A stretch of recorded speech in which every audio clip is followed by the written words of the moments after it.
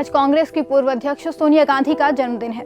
आज सोनिया गांधी 78 साल की हो गई हैं। आज उनके जन्मदिन के मौके पर मैं आपको उनका एक पत्र पढ़कर सुनाने वाली हूँ, जिसे सुनकर आप भी सोनिया के दुख को महसूस कर पाएंगे। ये जान पाएंगे कि कैसे प्रेम के लिए एक लड़की ने अपना देश, अपना नाम, सब कुछ छोड़कर दूसरे देश को अपना लिया, दूसरी भाषा, दूसरी तहजीब को अपना ली और एक उफ तक नहीं की। फिर जिसके लिए सब कुछ छोड़ा, कैसे उससे उसी प्यार को छीन लिया गया। लेकिन इसके बाद भी वो औरत डरी नहीं, घबराई नहीं, हार नहीं मानी। जिस जमीन पर उसके पति ने दम तोड़ा, उसने उसी को अपना सहारा मानकर वहां सारी जिंदगी बिता दी। चलिए आपको सोनिया गांधी के उस एहसास से मिलवाते हैं जिससे शायद आज बहुत से लोग अनजान हैं। अपनी इस चिट्ठी में सोनिया गांधी लिखती हैं, मुझे राजीव लौटा दो, मैं लौट जाऊंगी। नहीं लौटा सकते तो उनके पास यही मिट्टी में मिल जाने दीजिए। आपने देखा है ना उन्हें, चौड़ा माथा, गहरी आंखें, लंबा कद और वो मुस्कान। जब मैंने भी उन्हें पहली बार देखा तो बस देखती रह गई। साथी से पूछा, कौन है ये खूबसूरत नौजवान? हैंडसम कहा था मैंने। साथी ने बताया कि वो इंडियन है, पंडित नेहरू की फैमिली से हैं। मैं देखती रही नेहरू की फैमिली के लड़के को। कुछ दिन बाद यूनिवर्सिटी कैंपस के रेस्टोरेंट में लंच के लिए गई। बहुत से लड़के थे वहाँ। मैंने दूर एक खाली टेबल ले ली, वो भी उन दूसरे लोगों के साथ थे। मुझे लगा कि वो मुझे देख रहे हैं। नजरें उठाई तो वो सचमुच मुझे ही देख रहे थे। कुछ देर के लिए नजरें मिली और दोनों सकपका गए। निगाहें हटा ली, मगर दिल जोरों से धड़कता रहा। अगले दिन जब लंच के लिए वहीं गई तो वो आज भी मौजूद थे। कहीं मेरे लिए इंतजार। मेरी टेबल पर वेटर आया नैपकिन लेकर, जिस पर एक कविता लिखी थी। वो पहली नजर का प्यार था। वो दिन खुशनुमा था, वो स्वर्ग था। हम साथ घूमते, नदियों के किनारे, कार में दूर ड्राइव करते, हाथों में हाथ लिए सड़कों पर घूमना, फिल्में देखना।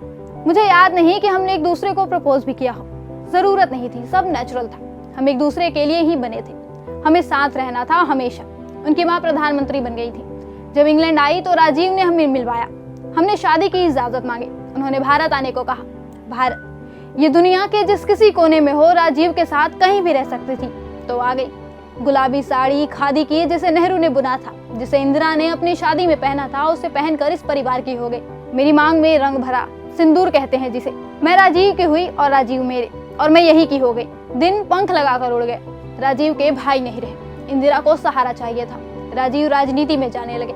मुझे नहीं पसंद था, मना किया, हर कोशिश की, मगर आप हिंदुस्तानी लोग माँ के सामने पत्नी की कहाँ सुनते हो। वो गए, और जब गए तो बट गए। उनमें मेरा हिस्सा घट गया। फिर एक दिन इंदिरा निकली। बाहर गोलियों की आवाज आई। दौड़कर देखा तो खून से लथपथ थी। आप लोगों ने छलनी कर दिया था। उन्हें उठाया, अस्पताल दौड़ी। उनके खून से मेरे कपड़े भीगते रहे। मेरी बाहों में दम तोड़ा। आपने कभी इतनी करीब से मौत देखी है? उस दिन मेरे घर के एक नहीं 2 सदस्य घट गए। राजीव पूरी तरह से देश के हो गए। मैंने सहा, हंसा, साथ निभाया। जो मेरा था, सिर्फ मेरा, उसे देश से बांटा। और क्या मिला? एक दिन उनकी भी लाश लौटी। एक हंसते गुलाबी चेहरे को लोथड़ बनाकर लौटा दिया आप सबने। उनका आखिरी चेहरा मैं भूल जाना चाहती हूँ। उस रेस्टोरेंट में पहली बार की वो निगाह, वो शामें, वो मुस्कान, बस वही याद रखना चाहती हूँ। इस देश में जितना वक्त राजीव के साथ गुजारा है, उससे ज्यादा राजीव के बगैर गुजार चुकी हूँ। मशीन की तरह जिम्मेदारी निभाई है। जब तक शक्ति थी, उनकी विरासत को बिखरने से रोका। इस देश की समृद्धि के सबसे गौरवशाली लम्हे दिए। घर और परिवार को संभाला है।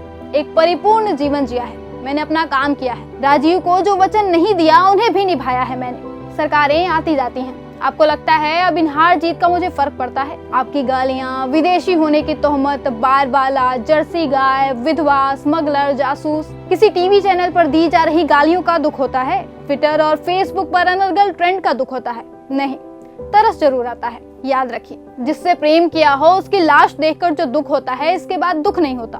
मन पत्थर हो जाता है। मगर आपको मुझसे नफरत है, बेशक कीजिए। आज ही लौट जाऊंगी, बस राजीव लौटा दीजिए। और अगर नहीं लौटा सकते तो शांति से राजीव के आसपास यहीं कहीं इसी मिट्टी में मिल जाने दीजिए। इस देश की बहू को इतना तो हक मिलना चाहिए शायद।